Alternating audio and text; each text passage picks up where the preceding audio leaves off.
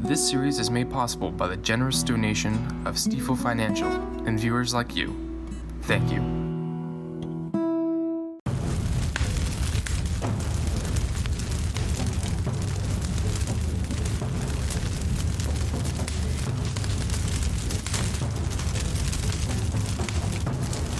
Well, I'm Officer Greg Tassone.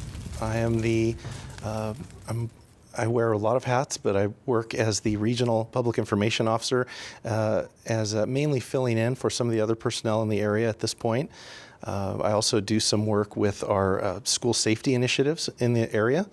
So not everybody knows this, but CHP officers are responsible for managing the school bus programs in every part of California, and that includes certifying driver training and providing special services on behalf of DMV for people that want to be school bus drivers. So I help assist that program and have for many years. I also help with field patrol, field investigations, and we have a state computer crimes task force that I'm part of. In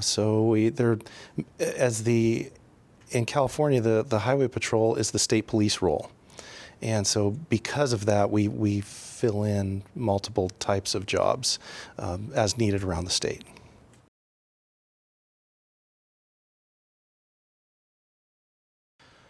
I'm not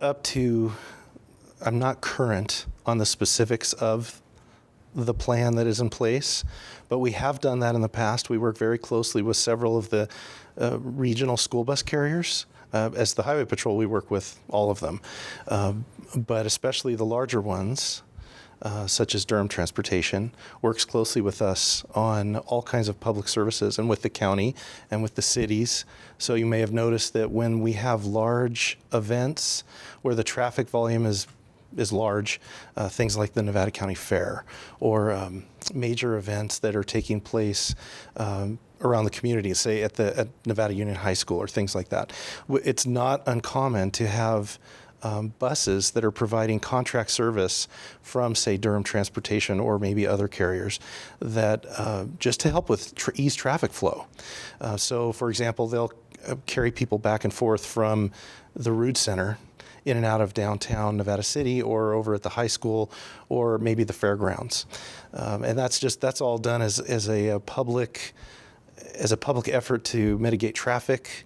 And those same things can and have been done when there has been emergencies in the past. The only thing I can't answer with that is what the current procedures are. So, for example, when the Nevada County OES would activate those kind of resources and how that would work. But we do work closely with them, and they've helped us for those kinds of things because that's something that frequently comes up whenever you need to move large amounts of people or supplies, especially if it's in a time frame. Usually they contact them directly. So when the county engages, say, Durham Transportation or some of the Nevada County has a bus service that they can retask and help with these kinds of things as well. They go directly to them for those things. The Highway Patrol role is usually around the day-to-day operations of moving the children safely from point A to point B, managing the enforcement around red light enforcement for school buses, and certifying drivers on behalf of DMV. So CHP officers will actually give road tests to the commercial drivers that drive the school buses. So just like anybody getting their license or having to take a road test with DMV, we'll do that on behalf of DMV because we have a commercial specialty training that makes that easy.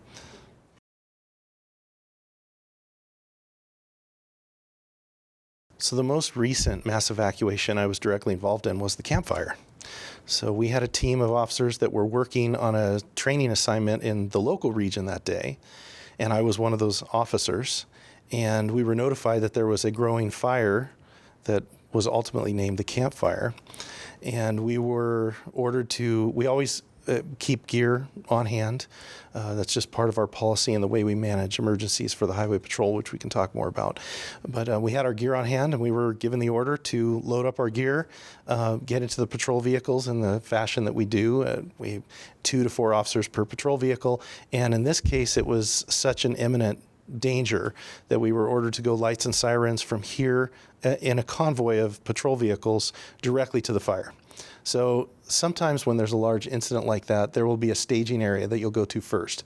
And somebody who's kind of the boss of the staging area will be tasking each group of officers, medical personnel, firefighters, what have you, to certain jobs. But the day that fire started, it was growing so quickly and there was so much evacuation that needed to be done, they tasked us to go lights and sirens directly into the fire area. And personnel that were out on the fire lines were just directing us to the next urgent spot. So we spent the entire day rerouting traffic, in some cases rerouting cars out of the fire area wrong way on the freeways, just to get as many people out as quickly as possible. So that was the most recent example that I can give. And we maintained personnel at that incident all the way through late December, both initially as an evacuation emergency response role, and then after that it was a security role, anti-looting, law enforcement to assist the agencies that normally work that area that had been heavily damaged with their ability to respond to incidents and things because of equipment and personnel shortages. So we did that well into December.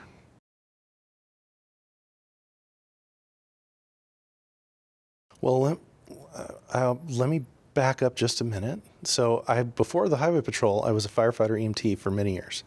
And I was an engine captain, lieutenant, and worked on the fire line and thought I was going to stay in that for my long-term career. But to keep the story short, I also had worked in law enforcement, and I was too busy firefighting to do any law enforcement. So eventually I switched back, and the Highway Patrol was a good fit for me because we do emergency medical management. We have medical evacuation helicopters and things like that. So this was a good place for me to merge my roles in the kind of emergency medical and that world and law enforcement. So whenever we have an incident involving some kind of a fire or a large incident like that, I'm usually one of the personnel that gets to go to the command posts and help with the incident command system and the management that we do there. And so normally I would be helping coordinate with fire personnel and other law enforcement and kind of keep the communication flowing between both of those sides of the house, so to speak. But there was no time for me to do anything like that day when we got deployed to the campfire because it was building so quickly. Our biggest problem was just keeping vehicles moving out of the area. So one thing people don't really think about is that the road systems that we have are really built for normal day-to-day life. And that works fine for day-to-day life. But whenever something of any magnitude is going on, the roads are nowhere near sufficient to handle the amount of people that need to move all at once. So one of the things you were asking is something from that particular incident. What could have been done differently, let's say, from the people who were in that area?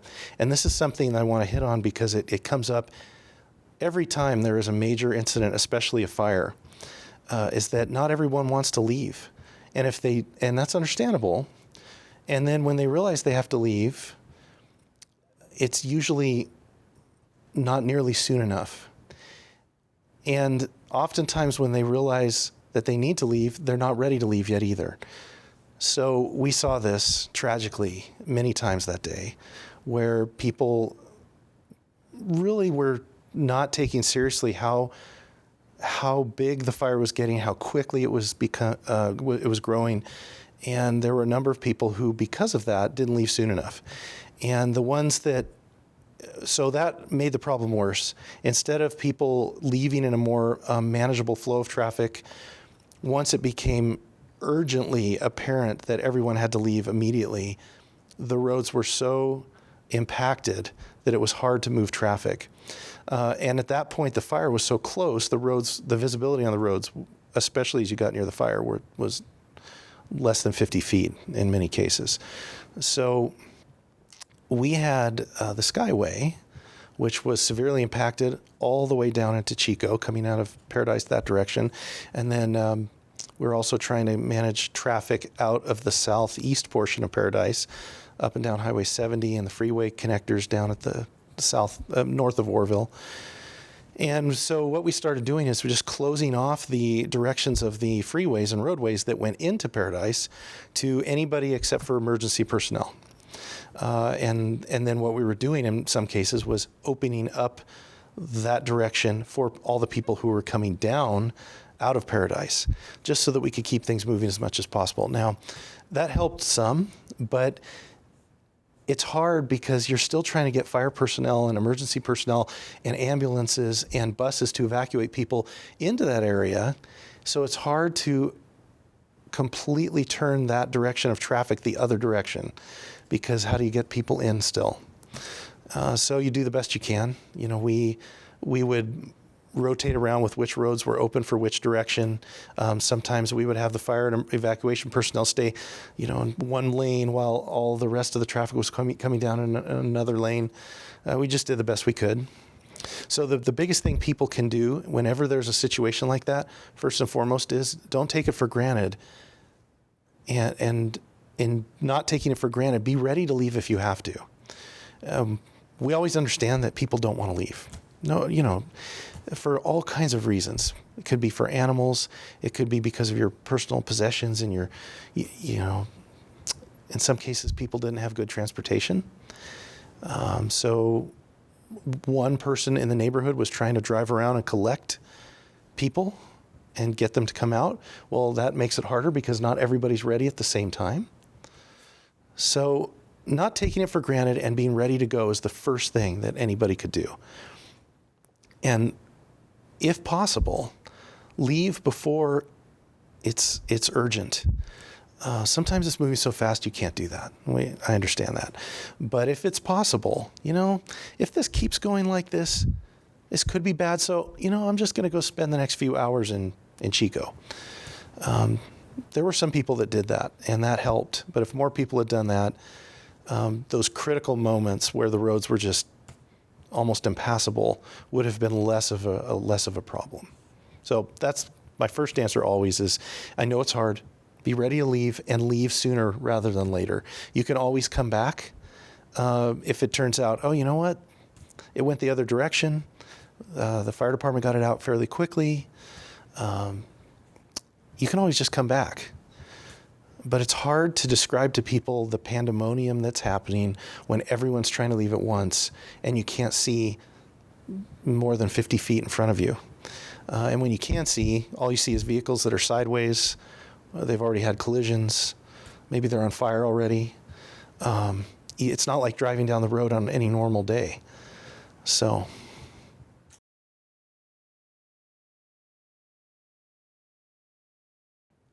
You know, it's interesting.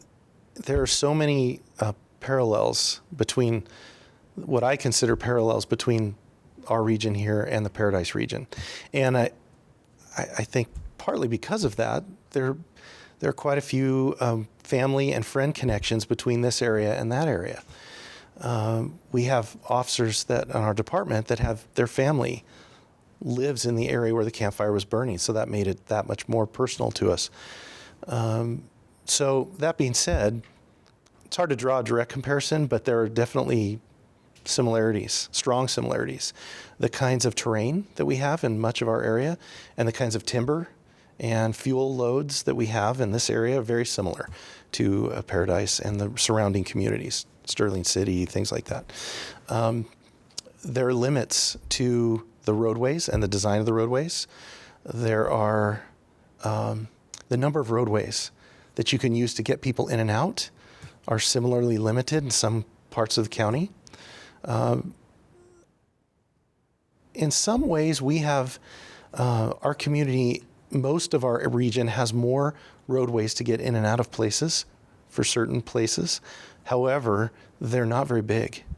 So even the rural areas that we have, when you start to, if you consider a population density of, let's say, 90 to 100,000 people or somewhere in that neighborhood, depending on where you're drawing those lines, we have a lot of people that live in the rural areas of Western Nevada County in particular. And the roads are not designed to handle large amounts of emergency personnel going in and residents and workers and things like that coming out. So those are similarities. Those are similarities, definitely. The biggest thing I would say is the terrain and the fuel load. It's very similar.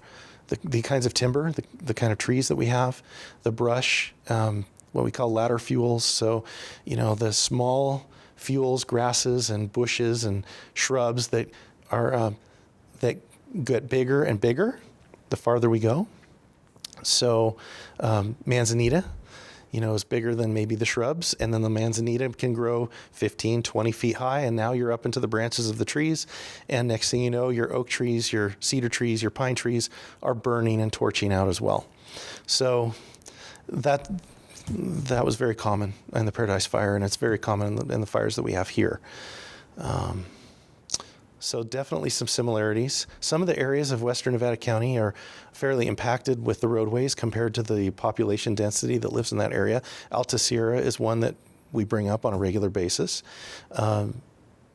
just because there's a large amount of people that live in that region of the southern Western Nevada County, and there's only so many roads that you can use to get everybody in and out of those areas.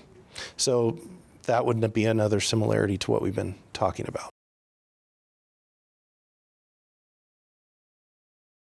There have been a number of efforts to make people more aware of those things, and the fire departments have done an excellent job trying to, through we present at various groups, homeowners associations, neighborhood watch groups, the associations in Alta Sierra, for the Property Owners Association, for example. We'll present at those forums specifically for the reasons you're talking about, to help make people aware of those issues and other issues that they have in that area. In most of those areas, a lot of work has been done to provide access gates even through private property segments, just because of the things that we're talking about.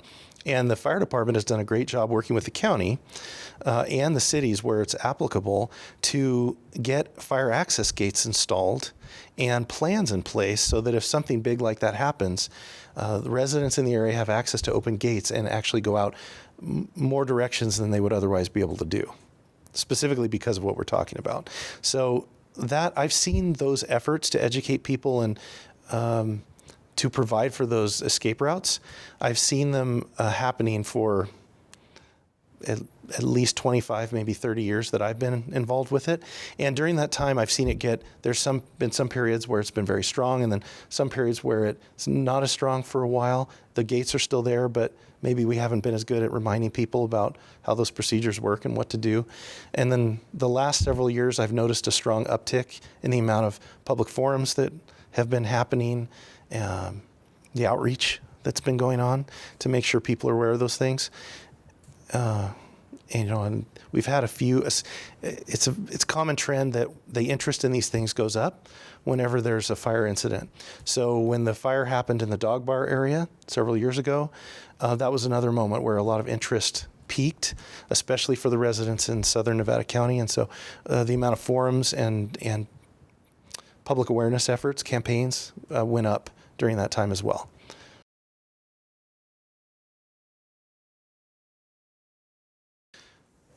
And so what they do typically is they're working, as the fire department is working with people in that area, certain people that might need to use that all have access to those gates. And then there are community rules typically that take on different formats depending on what the property situation is. The community rules about when you're allowed to open those gates and when you're allowed to access the roadways or driveways that go through those areas. And I've seen those take all kinds of forms in different parts of the county. Usually depends on who owns the property. Is there a property owners association? Things like that.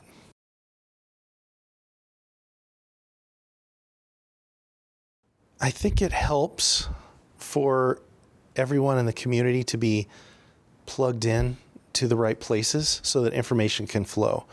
And the good thing about these days is there's many ways you can do that. It's better than it used to be. One of the biggest problems we always have when there's any kind of emergency is getting the right information out to everybody as fast as possible, with at the same time not overwhelming people with information that doesn't matter to them. So, for example, if there was an incident in western Nevada County, and let's say in the southern part of the county, that was blowing north, you might need the people that live to the north to have certain types of information, but the people that live south of the fire to have different kinds of information. So we have ways of doing that to an extent. Those systems are going to be improved upon with technology over time, just like all other technological systems are being improved. But that has been a challenge at times, because you want to get the right information to the right people as quickly as possible. One thing that can happen to help with that is people just being plugged in, whether it's to a code red system where notifications can be done quickly. It can be done with social media.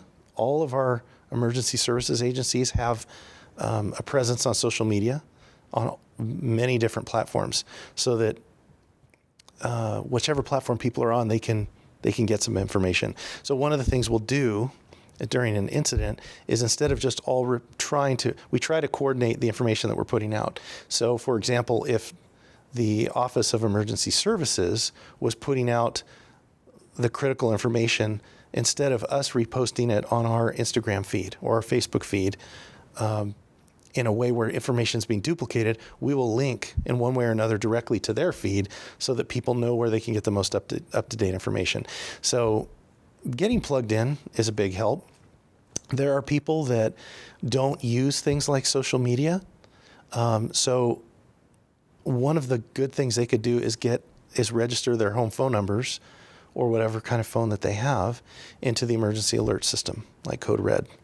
There are different systems depending on where people live. So just check with their county Office of Emergency Services, and they'll tell them. Placer County has a different system than Nevada County, for example.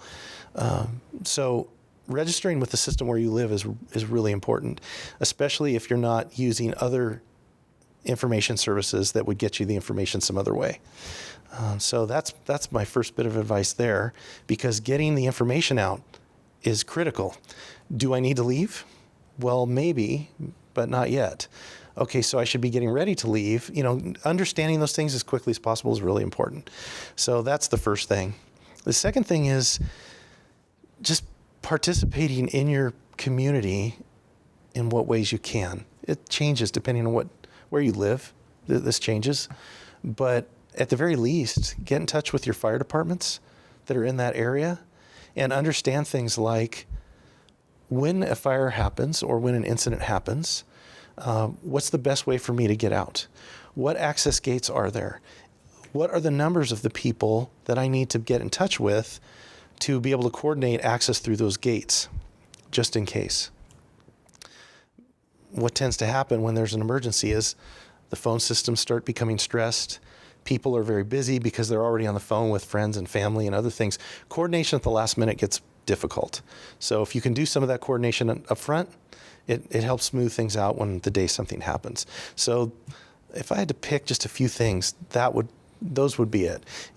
Get yourself registered in whatever communication systems you need to, so that when something happens, you have an easy way to get access to the info. Once you know something's happening, most people know places they can check. They know to check certain radio stations, or they know to check certain news websites online.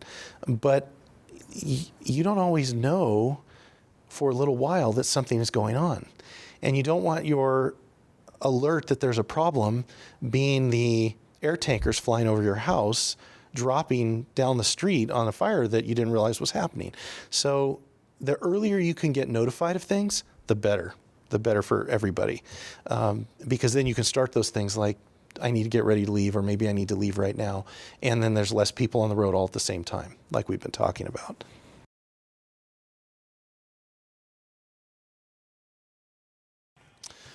It's hard to give. I could give two frequencies that would be probably the most bang for your buck, so to speak, as far as listening to things that would give you the most information in the moment. Whenever there's a large emergency like that, the fire departments are going to be coordinating heavily, whether it's a fire or a plane crash or something else.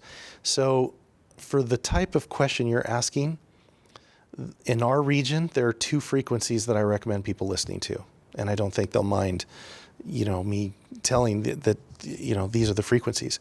The Nevada County Fire Joint Frequency, which is 153.965, that's on the VHF high band. That one covers all of the local government fire departments in western Nevada County.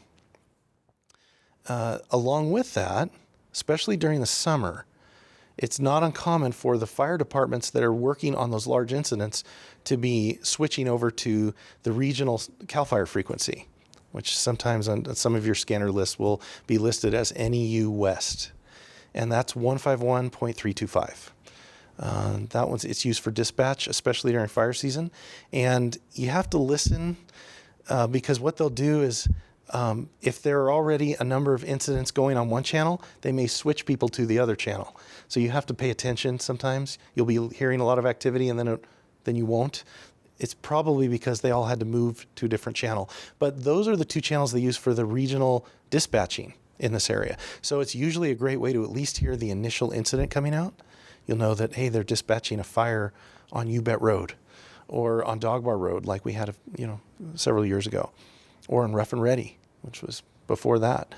And so you at least know there's something going on, and now you can start paying attention. Like maybe now that you heard that, it's kind of confusing for some people listening to the scanner. So some people are really into it and they're really good at it. Some people get overwhelmed and confused, which is why I'm hedging a little bit with the information.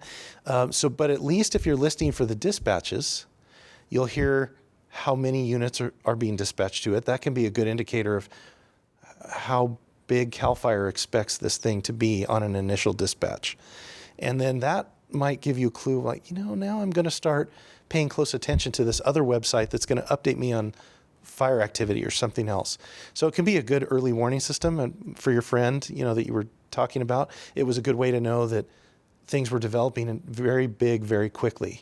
So if you're an avid enough listener to pick up those details, it can be a great way to do it. So those would be the two channels I would listen to for that.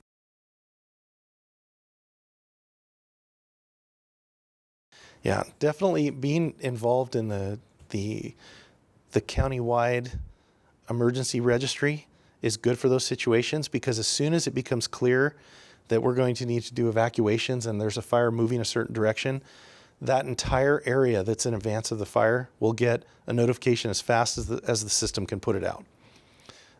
There are some technical limitations to how it's not immediate. Sometimes it takes several minutes per quadrant. But that's by far the best way to do it, because we have such a diverse area, as you mentioned. Once it becomes clear, as all the agencies, as we talk to each other, and especially as we start to set up the emergency command, what we call the incident command system. So we'll have an emergency command post, and there's different ways that we do this. Different places that are pre-designated where we can do this. So for example, there's an emergency operations center at the county, at the Root Center, that we can do this in. And there's other places as well. It's not uncommon for us to have a mobile command post out in the field where we can do this. And each agency has mobile command rigs that we can bring out to those places. And imagine a large SUV like a Suburban where you just open the back and it's nothing but radios, monitors, whiteboards that pop out on the side of the vehicle, so that you can literally stand there with every agency and have incident command meetings right out in the field. So every agency has that as well.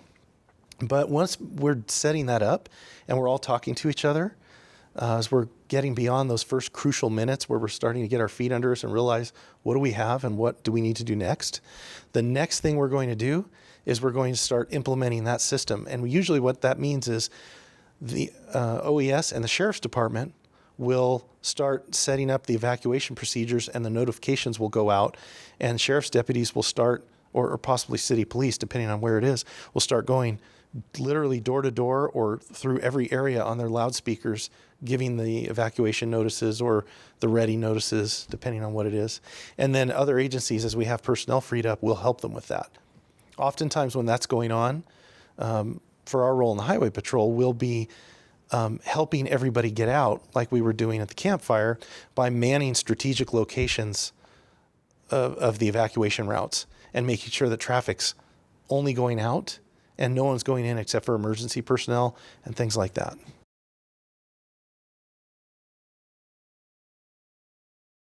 Evacuations are hard, and for so many reasons. And, for the people that live in those areas, we understand that it's hard.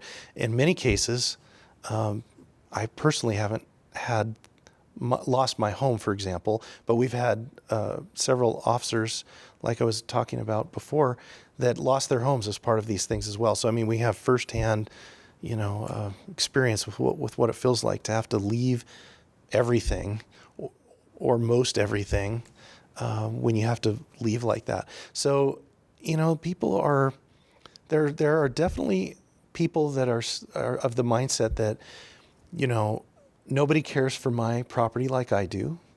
And I want to be here to make sure that my particular place is saved.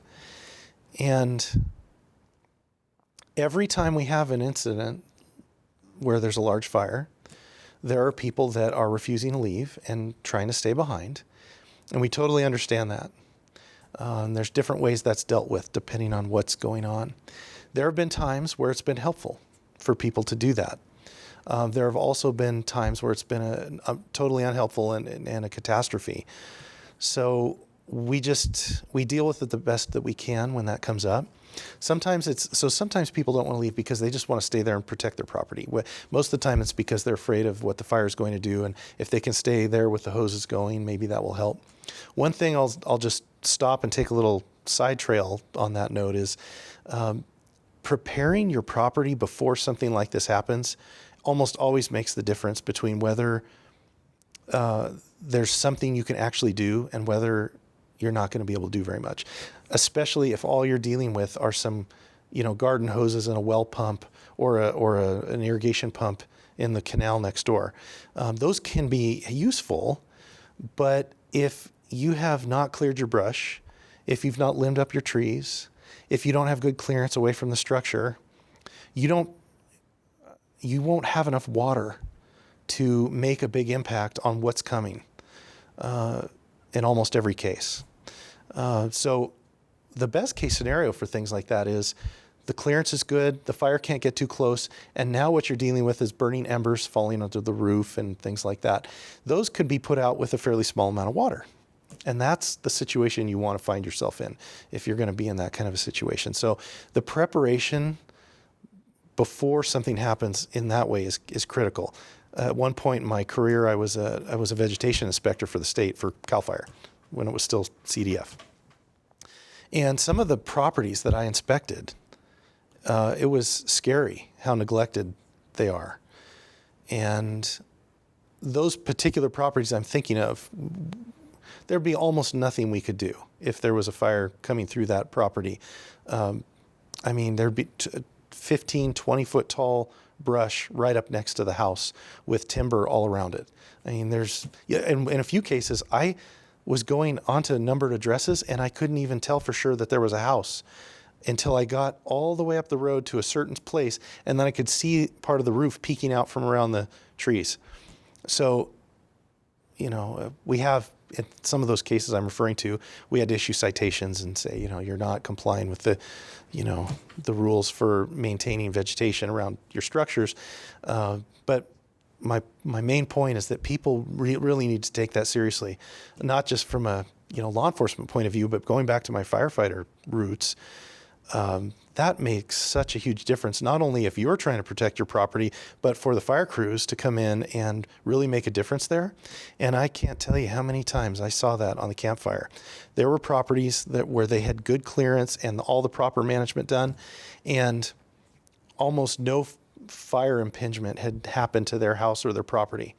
And there were other ones I saw that were not as good, and there was nothing, absolutely nothing left. In some cases, no houses anywhere in that area because the trees and the brush were so close that once the brush and the houses started burning, all the houses on that block started burning.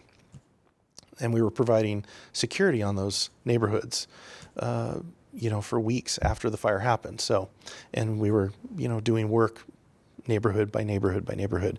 And so we got to see the whole gamut from completely fine, where the fire basically had nothing to burn but a little bit of low-level grass around the edge of the house, and the house was fine, to the opposite, like we talked about. So those kinds of preparations make a huge difference. So I would urge everybody to do that. Once you see it firsthand, how a whole neighborhood is fine because those things were done, and then you see other neighborhoods where there's just nothing left, it makes a big impact on how important it is.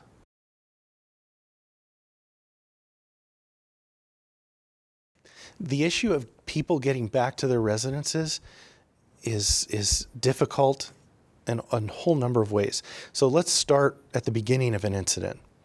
People who aren't home that see what's happening are all trying to get back in. So one of our first jobs at an incident like that as the highway patrol is to not just manage the people who are evacuating, but manage which people can be allowed to get back in. So in some cases, that area is not imminently in danger, and we can let people back in to get their belongings, to get animals, things like that.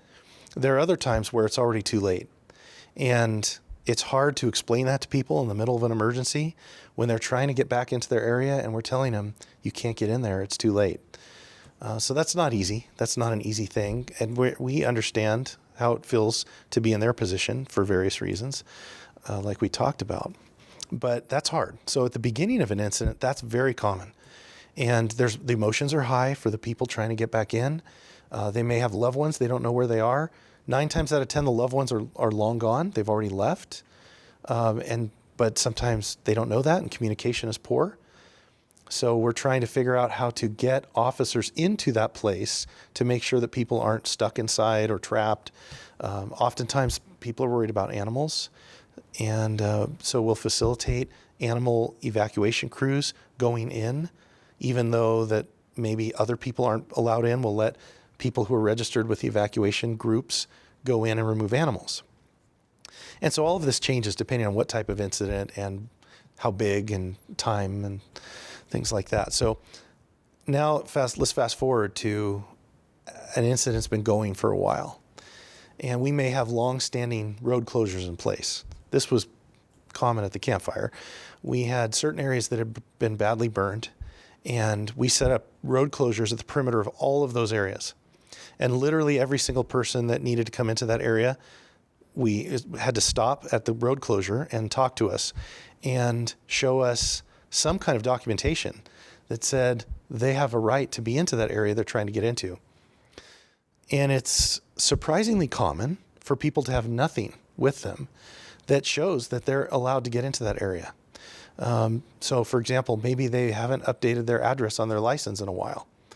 And now they're trying to show us their license to say, no, really, I live down there and I need to go, get some things or whatever it is.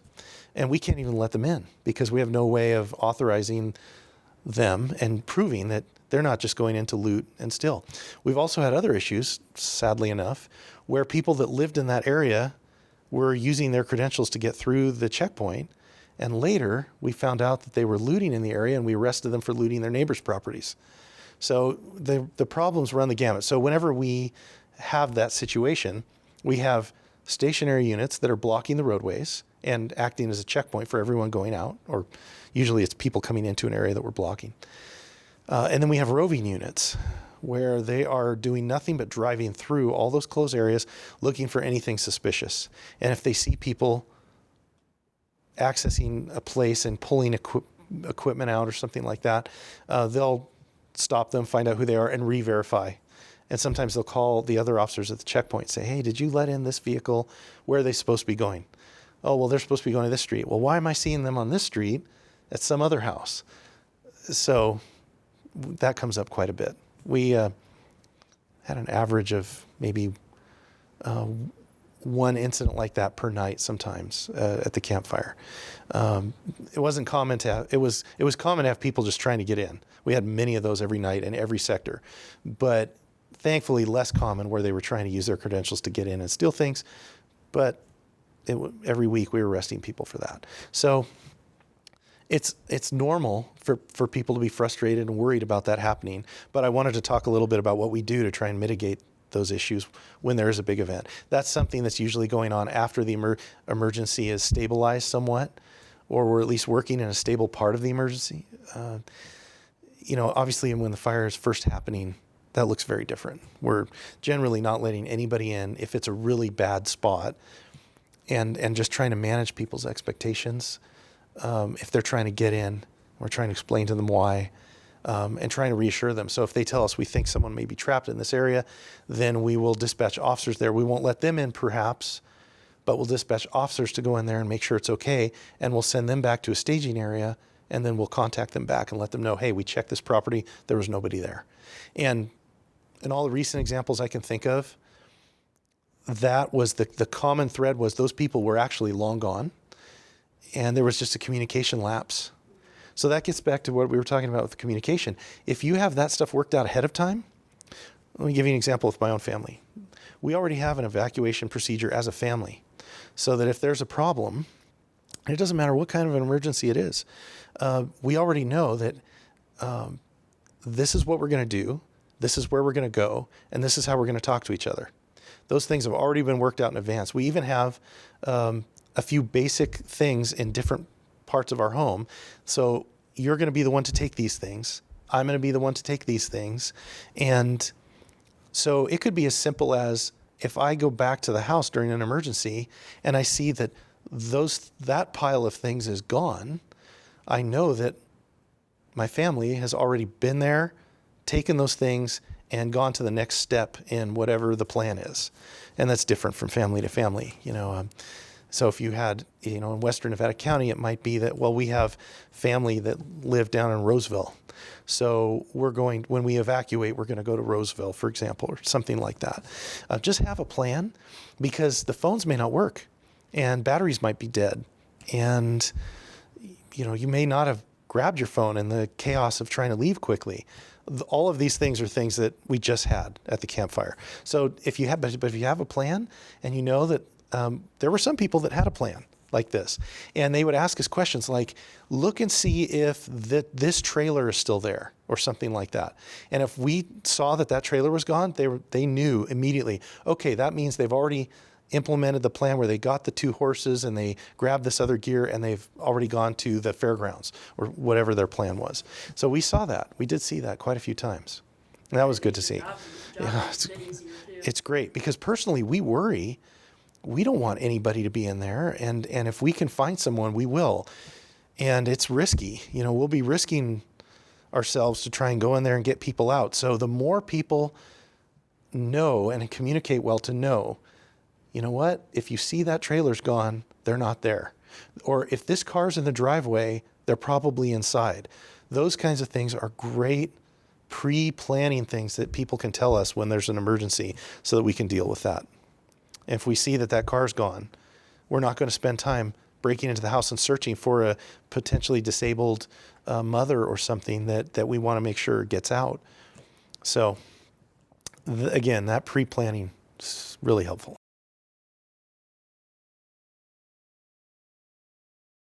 Sure. Yes, I'm glad to talk about it. I don't think there's everything that we would use in those types of cases could all be discussed. So we do have in this region we have coordination with people in the region that have access to drones that we can use for various purposes from an emergency evacuation and planning standpoint. So we need to try and get above a fire and see something in the early stages of it. The Highway Patrol doesn't use drones for law enforcement purposes beyond emergency evacuation and that kind of stuff. And that's usually done in collaboration with the fire departments. We have the biggest bunch of technology that we use would revolve around 2 things. One is our mobile incident command post, where we can do a lot of radio coordination with all the different agencies in the state. So I'll talk about that more in just a minute. The other thing is our air operations divisions that are all throughout California have a bunch of great capabilities during an emergency. So staying on that for a minute, we have fixed wing aircraft and we have helicopters that both take on different roles during an incident like this. So the helicopters, for example, can be evacuating people and dropping emergency personnel into areas where it'd be hard to drive to. And that's very common to do, not just for CHP personnel, but for other law enforcement agencies and for firefighters and things like that. Paramedics trying to get medical aid in. We were helping with the evacuations out of the hospital in Paradise, for example, with our helicopters as much as we could fly through the smoke. So we take on those kinds of roles with the helicopters, and also just an auxiliary overwatch view. Like, you know what, this part of the fire is getting really big.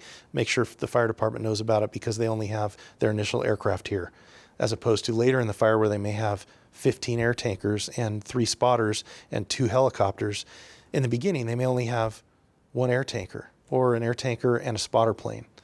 So we'll try to help with that in the initial stages. The other thing we have with the fixed wing aircraft is great mapping capabilities. So we have 3D terrain mapping that we can do, plus infrared mapping of the ground with the fixed wing planes. So obviously we can't do any kind of landing or evacuation typically with those, especially since they're loaded with equipment to do mapping and cameras and things like that, computers.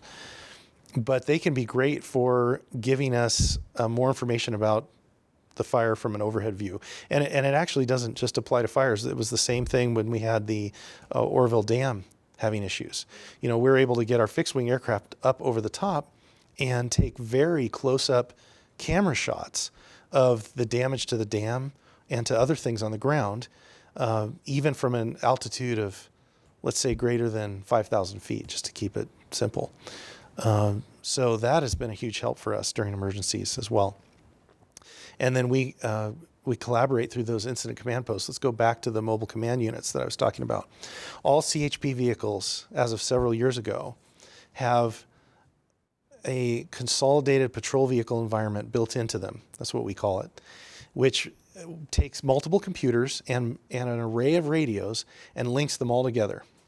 So, and then we have a list of all the allied radio frequencies in the state. So ambulances, police departments, fire departments, CAL FIRE, Caltrans, you name it. We try to get all of them in there. And so we can go from one end of the state to the other, changing our radio frequencies along the way and being able to talk to all the other agencies that work in that area, which is important for us because we'll get deployed long distances in the CHP, depending on what emergency is happening where. So there could be a large fire in Southern California, and we'll send officers and deploy them out from all the different areas of California to go down and help with their massive need. So we need to be able to talk to each other and to the other agencies. The other unique thing we can do with that, though, is we can link channels together out in the field. So if Agency A can't talk to Agency B, there are ways we can help link that up from our vehicles, and especially do things like that through our mobile incident command post, which is that vehicle environment I was talking about. It's like, it's like that on steroids. You know, it can do, those mobile command vehicles can do much, much more, and they're very useful. And we have those staged throughout the state at different divisions, and basically all they are the large SUVs filled with computers and radios and whiteboards and all the things that you would need at an incident command post during an emergency. And we have one of those. There are more than one here, at different agencies. So just speaking for the Highway Patrol, we have them in each division. The Highway Patrol is split up into 8 regional divisions with a separate 9th division in Sacramento. That it's basically a way where we organize ourselves throughout the state, and then we pool resources. So for example, if we need an incident command vehicle in this region, we don't need to have one in every CHP office, which would be very expensive, but we could have one in the greater Sacramento area and that can drive to pretty much anywhere in the division within an hour. And so that's how we do it in Valley Division, which is where we are here. And we do that throughout the state.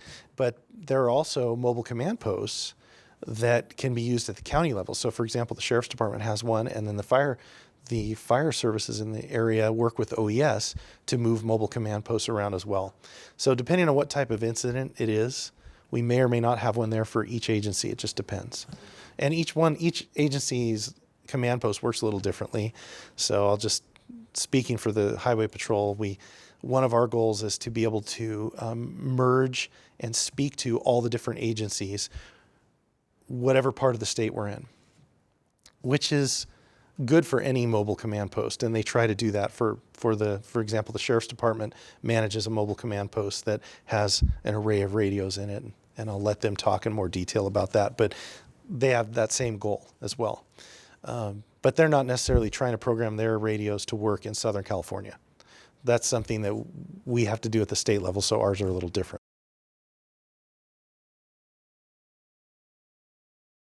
To keep the answer succinct, drones can be good for certain things, but there are a bunch of technological limitations to drones that will improve over time and have been improving.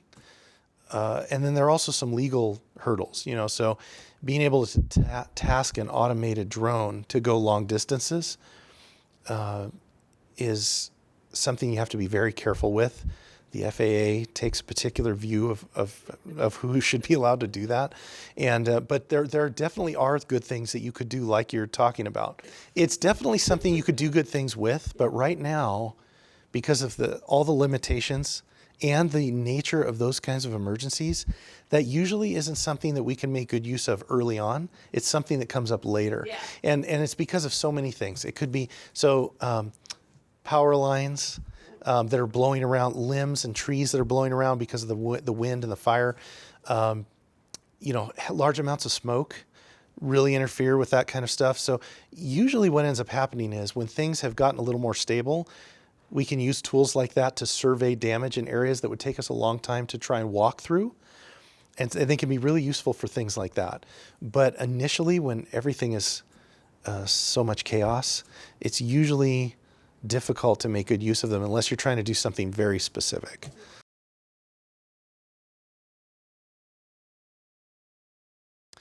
We do. The Highway Patrol has a volunteer program, like a number of our local agencies have, that it's only moderately active in this region, and that has been more a reason of attrition. So we had a thriving volunteer program here in the Grass Valley region for the Highway Patrol. Let's go back about 10 years. But the people that were in that program were just naturally getting older, and some were having more health issues. We've had a few that have passed away over the years. So over the years, the program has dropped down to just a handful of volunteers. And we would love to have more people interested in volunteering. So we use volunteers for all kinds of things. And we also, there are times people want to volunteer, but they don't want to have to do certain things. So we try to accommodate those kinds of requests. So for example, we have had people ask, can I volunteer, but I don't want to have to put on a uniform and go out and do law enforcement type things to people. They don't feel like that's in their nature, but they still want to be participating and helping somehow. And the answer is yes. We've had several people that have just done administrative volunteering in our office because there's so many things that we could use help with inside the office. And there's been some people that said, well, I don't really like administrative things, but maybe I'd like to work with the patrol cars and the gear and things like that. We have a number of things they could help us with. We have every patrol vehicle has a full EMS kit that needs to be checked and restocked regularly. We have spike strips that need maintenance. We have batteries that need to be recharged and all kinds. There's so many things. So again, the answer is yes. and we would love to have more people interested in doing those things. And then we also, for people who are interested in getting the training and doing it, they can become a uniformed volunteer member of the Highway Patrol. And we do have a thriving volunteer program that's managed statewide out of the Sacramento area where the headquarters is. It's managed there and coordinated throughout the state. There are training opportunities. People can come out to events and do traffic control. They can do ride-alongs. They can. There's all kinds of things that they can do in and out of the office if they're interested in getting and willing to get the training. About the only requirement is to be generally able-bodied and not have any felony convictions, and that's pretty much it. So if you fit that criteria, we would like to talk with them. Obviously, they need to be of retirement age. So it couldn't be, generally speaking, you need to be 50 years old or older. So you don't have to be even old to do it. You just have to be of semi-retirement age and fit that other criteria, and we would love to talk with them.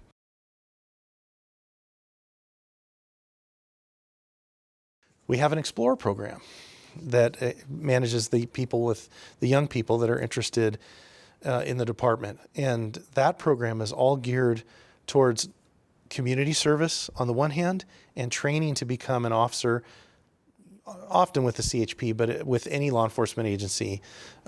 We have explorers in our program right now that aren't sure that they want to be a CHP officer, but they're interested in law enforcement. And so they're participating in our program just so that they can get good training in what it means to be an officer and what types of crimes and collisions and other things you might investigate as an officer. And a number of those explorers do ultimately go on to apply for to be a cadet and join our academy. But there's a number of them that have decided, I'm going to go to a different law enforcement agency or some other part of public safety, and we're fine with that too. Is there an age limit for the explorers? Under 21. So if they're under 21, they can be in that program. And 15 years old is usually the low cutoff. So 15 to 21 is usually where you'd see an explorer, because at that point they could actually be in the recruitment program and becoming a cadet. So the explorer program ends at that age.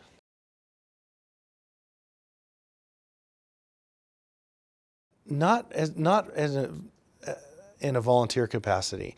We have civilian positions that we hire people for, that people who are interested could apply for those types of positions, and that varies from area to area.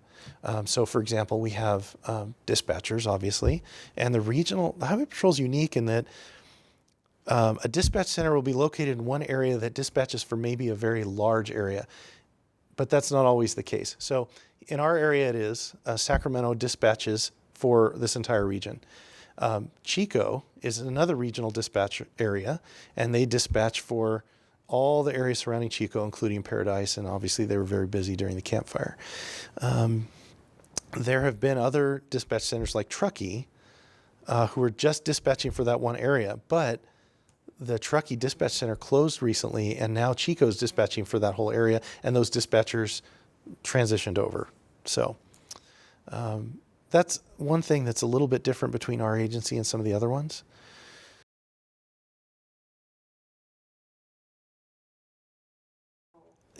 As near as historically, and so I'm not speaking about even this area, just statewide historically, what we were seeing was that there was an interest with young people that wanted to find a way to get into the job and to learn more about the department for those reasons. And then we had the biggest pool of people that were trying to volunteer were those that were involved in some retirement-based volunteer program. And that's taken different organizational views over the years. So there's been different management agencies for it in California and things like that. But the Highway Patrol has kept its program for that ever since then. And so it's not that we didn't have people that wanted to volunteer, but the largest pool of people who were interested were in that category. And so organizationally, that's who we've had traditionally for years in the Highway Patrol.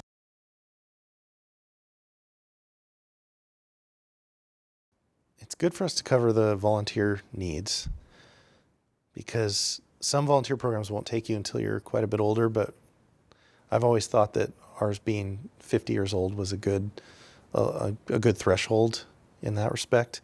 And so we are definitely in need of volunteers if people are interested. So I would urge people to contact us and just get more information if they're interested in doing that. I did want to make sure that people were aware of our Explorer program, because it's relatively new. It's been around for a few years now, and it's grown 20 plus explorers, but we have room for more. So I wanted to make sure that people knew about that, because as far as I'm aware, at the moment, it's the only law enforcement explorer program of any kind in this part of California. So the nearest one that I know about beyond that would be down maybe North Sacramento, Roseville area for other agencies. And our nearest CHP one beyond that would be in Sacramento and East Sacramento. So I want to make sure people know about that, because if there's a young person that wants to get into the programs or get into law enforcement and isn't sure how to do it, we don't care what agency they're interested in going to. Ultimately, we'd be happy to have them trained in this program.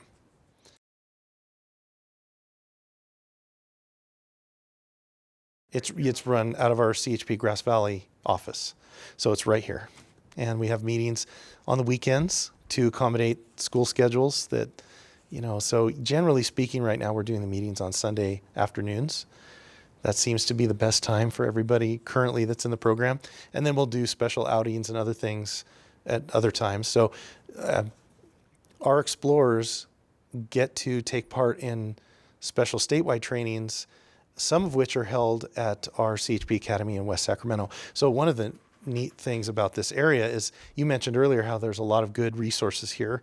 One of the things that I've always appreciated is that our state resources for California are fairly close in Sacramento and West Sacramento. So from a training aspect, we get to take advantage of that. So we have, our whole academy is there.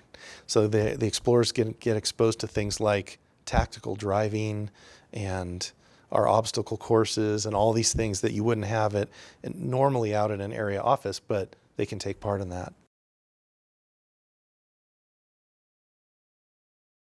Good question. The Explorer program in the United States is split up into different divisions. And so there's a separate division of exploring just for law enforcement. And there are Explorer programs for different trades. That would also include the fire service. They have their own separate Explorer program. There have been, over the years, fire Explorer programs here in Western Nevada County. I don't know if there are any active ones right now, so we'd have to have them field that question. But from a law enforcement perspective, we cover everything on the law enforcement side that you'd need to know to be what we call post-certified in the future. So all peace officers in California have to have at least a minimum level of training. Then POST stands for the Peace Officer Standards and Training. So we teach them to that level, and then we also give them additional training that might be of interest to them if they're going to go on to be in the highway patrol. And then that training includes things like emergency response, emergency medical, first aid, and CPR. So there's that much crossover because that's part of our post-training as peace officers. Generally speaking, we don't do a lot of cross-training beyond that with the explorers unless it's something they're personally interested in. So, for example, we've done an annual training with certain fire agencies between law enforcement and fire, and so the firefighters will drive our patrol vehicles so they get a feel for what it feels like and what we see when we're driving down the road. And then they'll let us get into their vehicles, and we'll do things like that. No, we have had programs where they have allowed us to drive their vehicles on a close course, not on a public highway, so that we could get some experience for what that felt like. Anyway, so there have been programs like that where we've had different people participating. Explorers can participate in some of those programs. So we do crossover trainings like that. But those are definitely more what I would call hit and miss. As people have interest in time, we'll generate a special program like that and we'll do it. And it'll be like a one day on the weekend or something. We've also done that with some of the local bus services so that there's crossover training with those drivers as well. So.